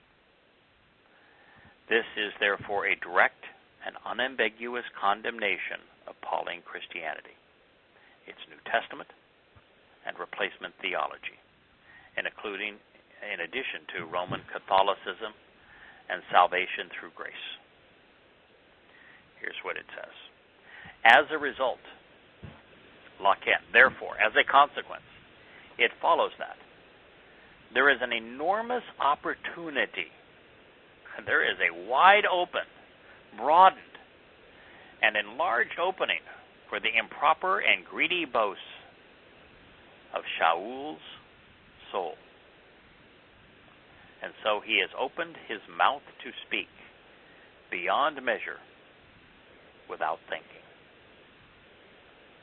So then the status, productive nature, and outstanding aspects of Jerusalem will decline and be abandoned, along with her capacity for compassion, in addition to those joyously reveling and celebrating in her. Yahshua, salvation is from Yah, Isaiah 5:14. They say, how do you like them apples? I do. Rakab is a wide path. Yeah, I know. A narrow path and a wide path. Yeah, and are you familiar with a little section where Yahshua destroys Paul's credibility in his first public discourse in the Instruction on the Mount? And he says that the broad path leads to death and destruction. Right, death and destruction. I'm of the conclusion, the more I read the Torah, prophets, and Psalms, the Torah, Nabi, and Mizmor, that there isn't a single thing Yahshua says that can't be found in the Torah, prophets, and Psalms. That's not a criticism of him. That is actually a celebration of him. Because and the stuff that Yahweh would say that he would speak of. my words. Right, he would be my mouth. He would speak my words. That's exactly what he's doing. And so the condemnation of the lowly and little one during the Instruction on the Mount specifically says the path that leads to death is broad. It's popular. It's exactly the term that was used here in Hebrew. As a matter of fact, I can assure you that rather than the Greek word that underlined it in our English translations, when he was saying to speak, when he was actually delivering the Instruction on the Mount, he used the Hebrew word. He used rakab. He said rakab. As a result, there is an enormous opportunity. There is a wide open, broadened, and enlarged opening for the improper and greedy boasts of Shaul's soul. Yes, he affirmed this in the Instruction on the Mount. Read Matanya 5. He has opened his mouth to speak, parted his lips to impart words beyond measure and without thinking, for the purpose of negating the word without ceasing through corrupt inscribed decrees and invalid conditions for living. La Bale Choke. Wow. See, I love that stuff. I mean, you're sitting there on something that seems straightforward enough, and then you go, oh, wow. That's just a lot of wowies. Yes, a lot of wows. This is a profound statement, and God is speaking specifically of Paul. Now, you might say, well, why would he say after this that the status, the productive nature, the outstanding aspects of Jerusalem were declined and abandoned? Well, because nobody's going to promote the Torah if you wipe everybody out. Where did everything happen that is relevant to knowing and engaging in a relationship with Yahweh? Jerusalem, or in the center of Israel? Where did when Yahweh took on human form and he decided he would fulfill his mikra, where did he do it? Jerusalem. What does Jerusalem mean in Hebrew? It's a compound of two words. It's reconciliation. It's Yara, which is the basis. Yara. That's the verb that underlies the word Torah. Yeah. And Shalom. Torah, Yara, the verb, means source from which guidance, direction, instruction, and teaching flow. Oh. And Shalom means reconciliation. Mm-hmm. So Jerusalem is the source from which teaching, guidance, instruction, and direction regarding reconciliation flows. Paul negated everything in Jerusalem. His first meeting in Jerusalem was to negate everything. His religion is conceived in Damascus, and he only went to Jerusalem to destroy its credibility. Yeah. Correct. And so with Pauline Christianity, the Mikre, Pesach, Matzah, Bakurim, Shabua, Teruah, Kippurim, and Sukkah are not only not celebrated, not observed, and therefore there's no benefits derived from them, they are presented as the Torah is presented, as circumcision, which is the sign of the covenant, is presented as a liability. If you are Torah observant, you cannot be saved. If you choose to observe the invitations to meet with God, you cannot be saved. If you're circumcised, you cannot be saved. And so what Paul did in Jerusalem was to undermine the Torah's ability to provide that source of reconciliation. Well, I would add to your list also Zion in the middle of Jerusalem, too, and the city of David, and all the signs along the way. And where did Paul, with his book of Romans, replace Jerusalem and Yahudah with? Rome. Rome. What a disgusting. What a disgusting thing to do. So he negated the benefits of Jerusalem by replacing it with Rome. And therefore, the capacity for compassion, for abundance, for mercy, to enrich, to benefit those who would observe the Torah as it flows out of Jerusalem, gone. And there's no one reveling or celebrating the Mikre in her anymore. Well, you're very poignant. Later, you'll say, which I thought was really on the mark. They wouldn't stand up for the Torah because of lack of knowledge, but also basically they didn't have any backbone. They didn't care. No backbone. I mean, it wasn't important enough for them. The reason Paul succeeded is because Yahudim failed. Yeah. That's the reason he succeeded. They failed. Yeah. That's why Islam succeeded. That's right. Islam succeeded because Yahudim, in fact, in that case, is more probably Yisrael, failed. Mm-hmm.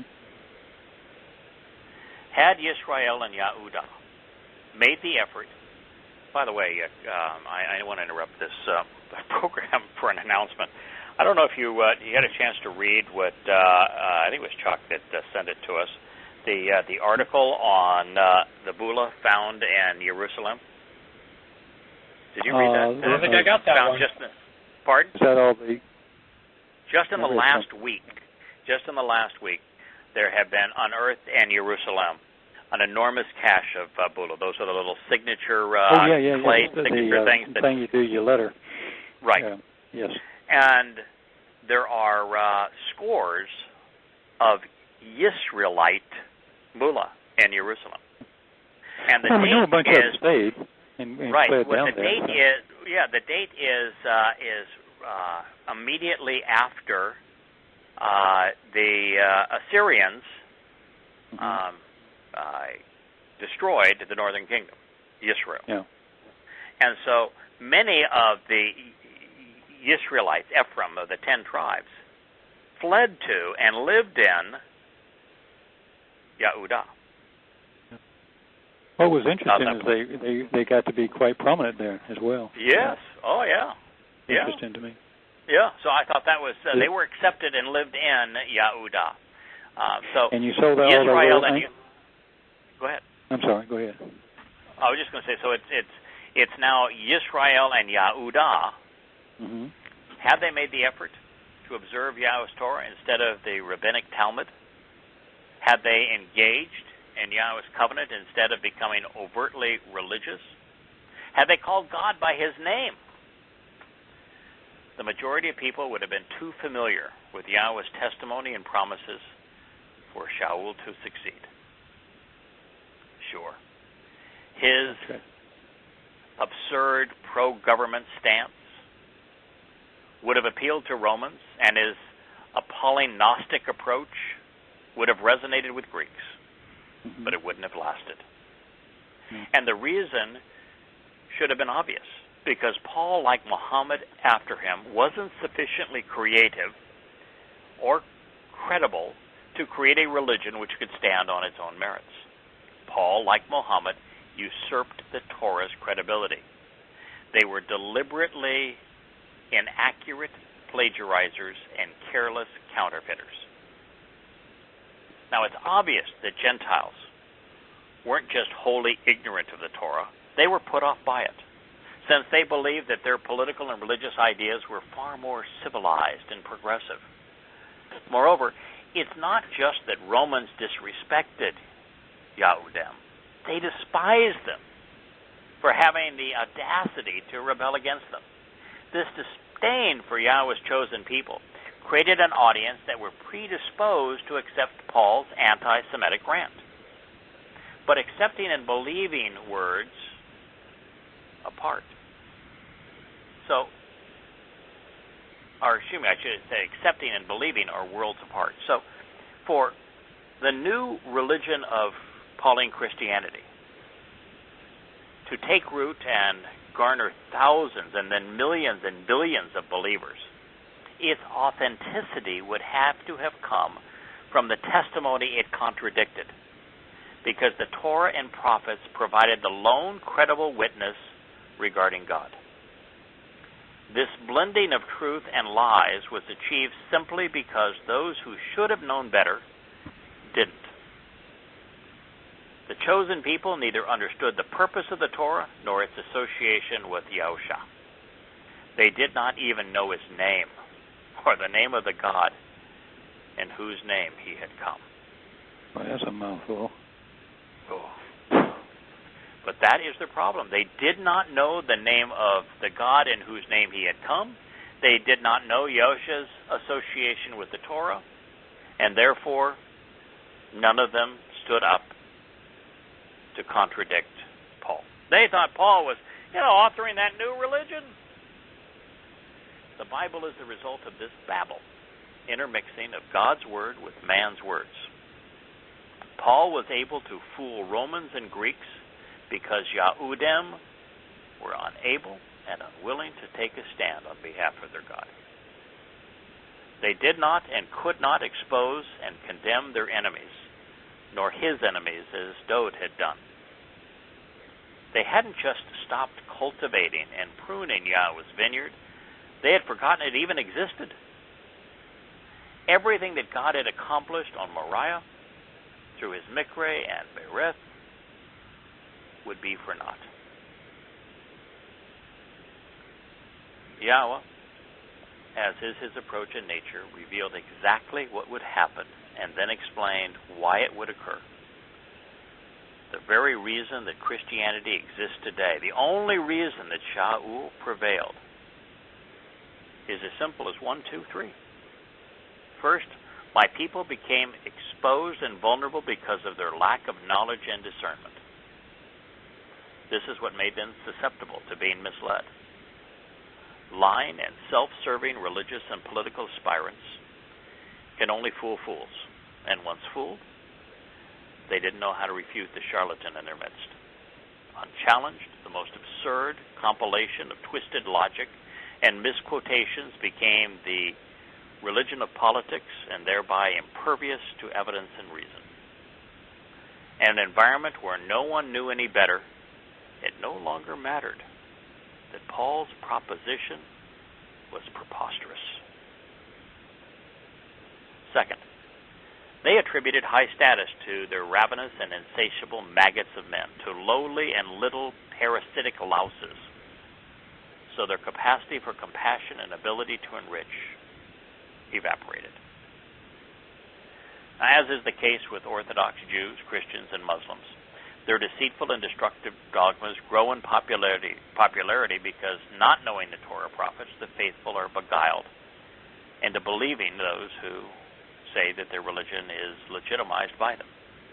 Even though all three beliefs are condemned by the Torah, the people's collective ignorance of this reality creates the opportunity for religious malfeasance. The masses are beguiled into believing that God is on their side, when in actuality, He is opposed to them. Ultimately, these three faiths have incapacitated every believer's ability to resolve the problem of having transformed maggots into messengers. Unable or unwilling to refute them, the lowly louses are afforded the highest possible status. Religion, or reason, I should say, is the first casualty of faith. False prophets prevail when no one knows the truth. The worst of men, these parasites, are called apostle, saint, holy father, prophet, and messenger of God. The testimony of such men is believed over the message that God Himself conveyed, and yet they claim that the God who inspired them was subject to being contradicted by them. How is it that the testimony of a man can be believed over that of God, over the same God they claimed inspired them, when they contradict Him? Folks, it is institutionalized insanity. And in these asylums, there is no compassion. Rather than enriching and empowering humankind as God is desirous of doing, the individuals who lead the resulting political and religious institutions are enriched and empowered by depriving the preponderance of people of their opportunity to know Him. Here's the third step. As a result, there is an enormous opportunity, a wide open, broadened, and enlarged opening for the improper and greedy boasts of Shaul's soul and human desires. And so he has opened his mouth to speak beyond measure and without thinking for the purpose of negating the word through corrupt inscribed decrees and invalid conditions for living. While Paul bragged about being Gamaliel's most acclaimed student, he was, by his own admission, a rabbinic school dropout. He consistently misquoted the Torah and prophets and continually contradicted himself. His every argument on behalf of his religion was rife with fallacies. In many cases, his protestations were so preposterous, the opposite of what he claimed was true. It would have been extraordinarily easy to refute him and stop his plague of death from infecting the planet had it been done early on by a significant representation of the chosen people. Yahushua, in his most effusive and comprehensive denunciation of Paul and his religion, reiterated this prediction.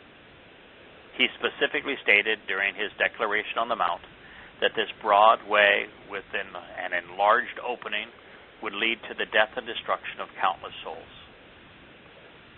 The lives of those who would find Paul's gospel appealing, who wrongly believed that he had somehow made the Torah obsolete, would be snuffed out, evaporating away.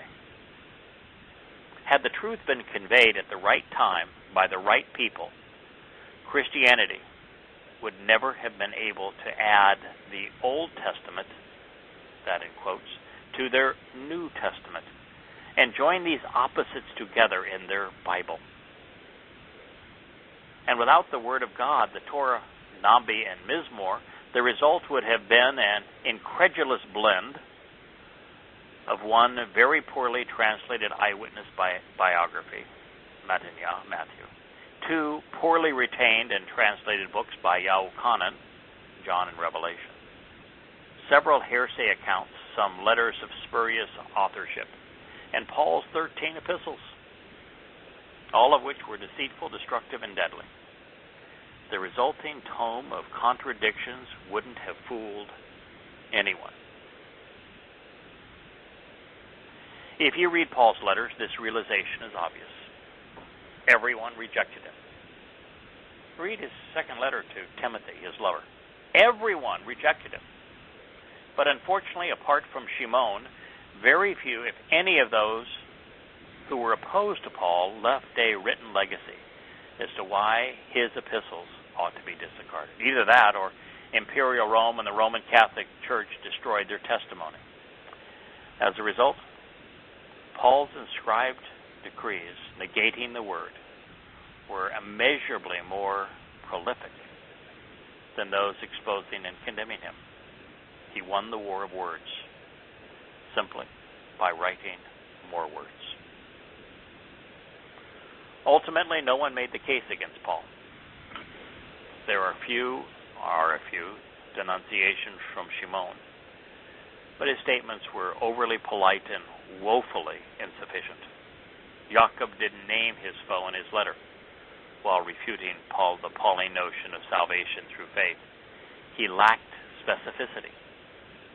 If only someone had written questioning Paul 2,000 years ago, refuting Paul by comparing his testimony to God's, 10 billion souls may have been inoculated against the plague of death.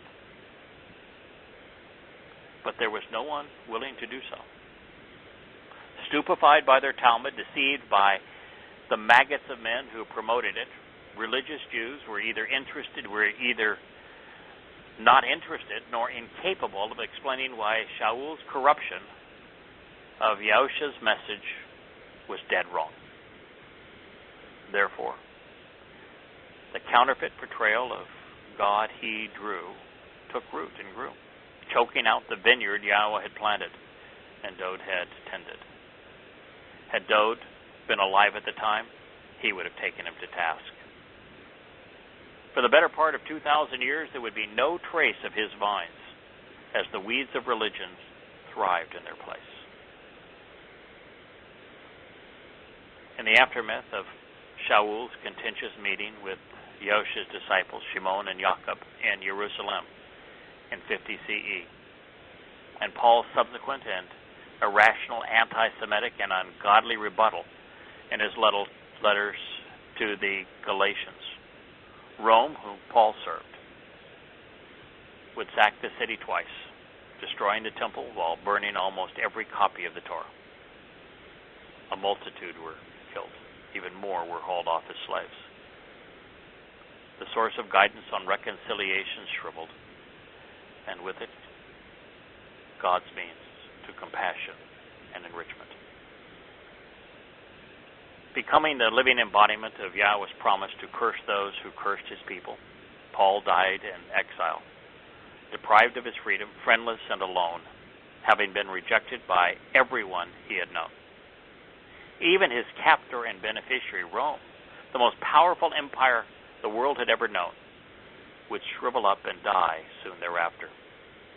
They'd be plagued by one lowly and little louse of a man after another, as the likes of Tiberius and Hadrian, Claudius and Caligula, Nero and Thrax, Domitian and Diocletian, Commodus and Elagabus, Honorius and Caracalla, Severinus and Valetian, Constantine and Theodosius, sought to be God, sought to be general and emperor.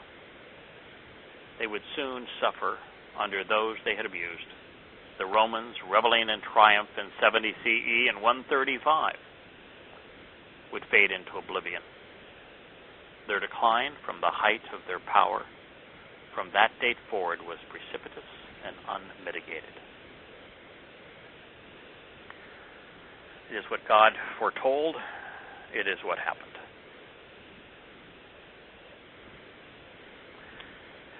Gentlemen, I'm sorry for talking that long, but A lot of thought. I enjoyed every second of it. So yes, indeed. This was one of the most profound experiences of my life, was encountering what God had to say in Yahowah 5. So if I come across a little too wordy and too passionate, that's the reason. Not at all. This really struck me. I'm glad we jumped forward. This was when you first sent some stuff out. I know James would probably say the same thing. We read it and said, "Wow, this is too good to put on the back burner. We can't wait for this one. Let's jump now." Yeah, we're really in the 9th chapter of Observations for a time, and this is the 14th. But sometimes this is too poignant, too much in time of where we are. Yeah, it's just too poignant. It just grabs you. This validates everything we've been saying. And from even from the very commencement of this, Dode hasn't been around for 300 years, and yet who's Yahweh singing to? Dode. Why is he singing to Dode? Because Dode is essential. Dode is the single most important person in the history of mankind. I know that's hard for a lot of people to accept, because they want it to be their Jesus. Yeah. But no, there was no Jesus. It's not. Yeah, Yahusha was Yahweh's Torah, speaking loud. Yeah, and all this is a human being like the rest of us. Is a diminished manifestation of Yahweh. So he doesn't exist as an independent human being. And besides that, I want you to tell me. In fact, you could. I want both you guys to go ahead and start right now. I want you to read for our listeners everything that Yahusha wrote down for us to know. I'm done. Yeah. That's it. Nothing. Not a word. Very good. Not a word. That's funny. What do we have from Dode? About 100 Tons of more songs? Volumes and volumes. 25 proverbs? Word pictures? Yeah. Michelle? And copious, detailed biographical experiences, replete with the dialogue and words for our time, words of the day, Chronicles, and Melech, Kings. Even in Shamuel, listen to him. We have an enormous amount of information in the original language, inspired by the very creator of the universe, about this man, who Yahweh says, I loved him. He's right. He's righteous. He's my son. I'm his father. He's not only the most important man who ever lived, we know more about him than we do of anybody else. Yep.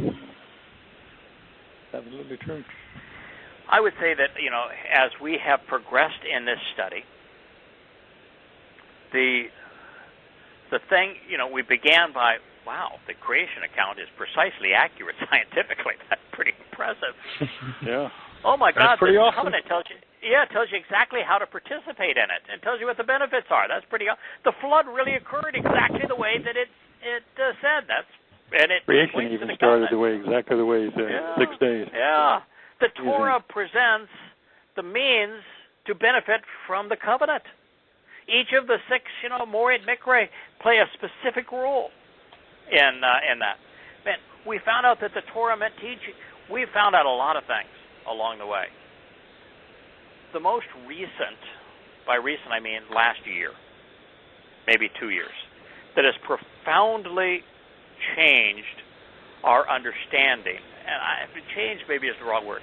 It's grown, evolved, developed.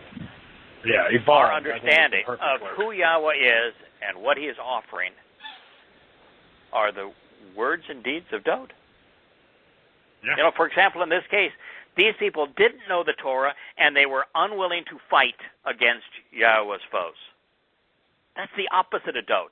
Dod knew the Torah, and he was constantly fighting and condemning Yahweh's enemies, who were his enemies. No. Dod is the answer. No, Paul was wrong when he says if you slip up on one of the Torah's rules, you're violated all of them, and you're condemned by it, and the Torah can't save. Dod is the living embodiment, proof of the opposite of that. He is proof that you can come to know Yahweh, engage in a personal relationship with him, and be enriched and empowered and enlightened by him. Despite your and that no matter how many flaws you have, God can view you as perfect. Dod is sensational. It's the person we ought to have been focused on right from the beginning. It's the person Yahweh was focused on. Yeah, right after the end, he starts back over with Dod's Kingdom of Dod. Right. And so who was this song to? Yahweh is in the middle of talking about the catastrophic consequence of religion and what's going to happen in the last days, and then he breaks into a song to his beloved. Hey, let me sing you a song about Dod. I want to sing you a song about Dod. Yeah. Dod wouldn't have stood up for this. Dod would have fought it. I need a Dod somewhere out there. You know, to his credit, Yahshua, when he's brought up to heaven and he's humbled by the experience there in heaven, and all of a sudden he sees God just frustrated, and so Yahshua is saying, he's got to be frustrated because I'm so inadequate. I'm not going to be able to do this anymore. I'm in real trouble here. And God says, no, that's not why I'm frustrated. Frustrated. This fallen nature of man. And it says, God's saying, who is there out there we could even send? Who could represent us? Who can go out with us? And then Yahshua says, hey, I'm here. I've been listening. Send me. And while Yahweh says, listen, if that's what you want, under the auspices of free will, that's okay. But here's what I want you to say, and what he says next. It's just stunning. I can't wait to get to that chapter. But even though Yahshua says, here I am, I'm listening, send me, there's no indication that Yahweh is saying, I really love you. You're my son. Yeah, was he his son? Sure, he was adopted into his family. We're going to get to meet Yahshua in heaven. But there was no one like Dod. He didn't sing a song to Yahshua.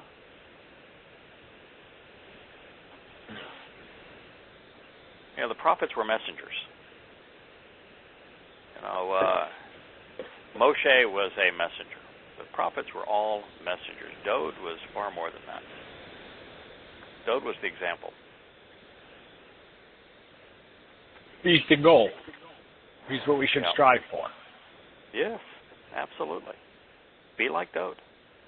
If you be like Dod, you're not sweating the little stuff. You're not worried about, I looked at that girl and really thought she was cute, and I shouldn't have done that because, she's married and I'm married. You just don't care. It's, if you're, say, I'd really like to own that thingamajig, that'd be a lot of fun to own, whatever it might be. Don't own lots of stuff. God doesn't care. What God cares about is, do you care about him? Are you willing to invest the time to study what he had to say? Are you passionate about understanding who he is and what he's offering? Are you willing to engage? In fact, are you enthusiastic about working with him, engaging with him, participating in this relationship with him? Are you devoted to sharing what you learned? That's who Dod was. And so, that's why Yahweh loved him.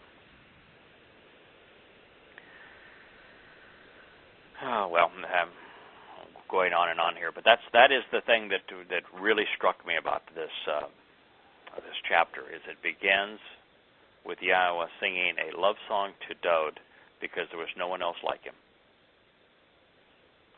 He was one in tens of billions, and it's a shame that more people aren't enamored. Interested in being like him. Yeah, enamored with him, focused on him. And I've never heard anybody else say, we should use Dowd as our example. We ought to learn from Dowd. I don't even know his name. And he's just so pertinent to this particular example because Dowd was shown weeding the vineyard, turning over the stones in the vineyard, planting the vineyard. He's working with Yahowah. Just as Noah did in building the ark, he's working with him. And the thing about Dowd, when you read him, there isn't anything that Dowd writes where he doesn't take a swipe at his enemies. And that's what needed to happen here. That's why Christianity exists. It's where Israel failed. And there's no one that understood the Torah better. Disappointed. Yeah, that's why Yahweh was He disappointed. said I'd protect you. Yeah, that's why God's disappointed. Don't be afraid. Yep, exactly. I mean, he's the easiest guy in the world to work for, too. I mean, certainly enjoyable. But I'm not the easiest guy to get along with. He's just he's supportive, he's interested, he's engaging, he's fun to work with, and stunningly rewarding. I don't have a single complaint. And he teaches you all along the way. Right, and I've never felt uncomfortable. I mean, that was one of the things that my first impression in this next chapter when Yahshua says, he's angry because of me, disappointed because of me, because of all of my inadequacies, but when you read it further, he said what he was disappointed in is that Yahweh wouldn't continue to use him to speak on his behalf. He wasn't worried about Yahweh striking him or that Yahweh somehow was going to exclude him from the covenant. That didn't even enter his mind. It's just that he enjoyed sharing Yahweh's message. That's what he wanted to do.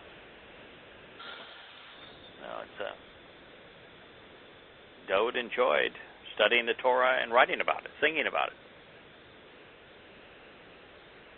Both of them wanted to engage in doing the most fun job in the world, the job that we're doing. They got it directly from Yahweh. We're getting it directly from them. We're getting it directly from them. That's I'd actually like it this way. I mean, there's more enjoyment, less responsibility. If we make a mistake, I'm all for that. Yeah. Yeah, it's the greatest job in the world. It's all upside, no downside. All benefit, no detriment. All opportunity, no real responsibility.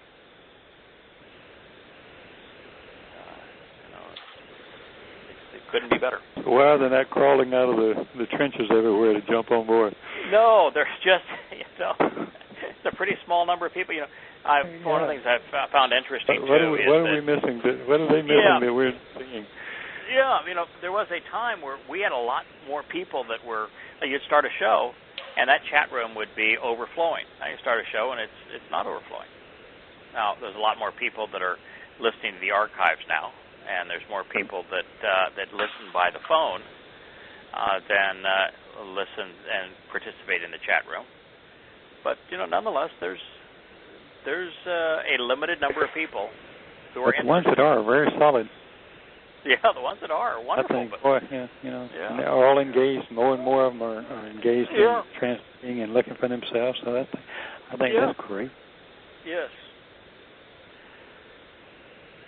Yep, but I finally found the reason why we had to go through the turmoil of those who were previously engaged with us, but turned out to be rotten. And had it not occurred, I would never have been understood why the instructions to Yahowah were, okay, if you want to go, this is what I want you to say. And what he says is exactly my reaction when I took responsibility for the people who parroted the terms and the name without understanding. Yeah, it was what I was trying to avoid. It's really compelling stuff. So I'll tell you, I'm having fun. We have a lot more to talk about, and we'll just continue to move through it. We're out of the time that we're even going to record. So thank you, guys. Thank you. Always fun. Thank you, JB. Fun chapter. We got a lot more to cover, even in Yahowah 5. We haven't even got to the good part yet. That was pretty good. Yeah, we haven't got to the best part yet. Yeah, it even gets better. Although this is a pretty profound statement right here, the one we just finished with. Yeah. God has a lot to say about this one man, because this one man cost more people their souls than anyone else, and maybe more than everyone else combined.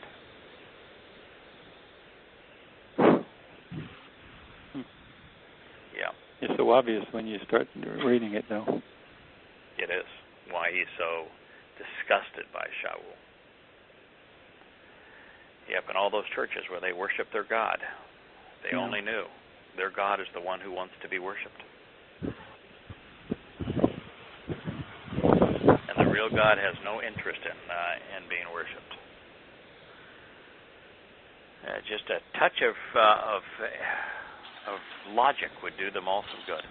Well, good night, fellas. It's been good evening. My pleasure. All right, with I'll you. talk to you next week. Yeah, enjoy. happy Shabbat. Bye-bye. Happy Shabbat. Shabbat.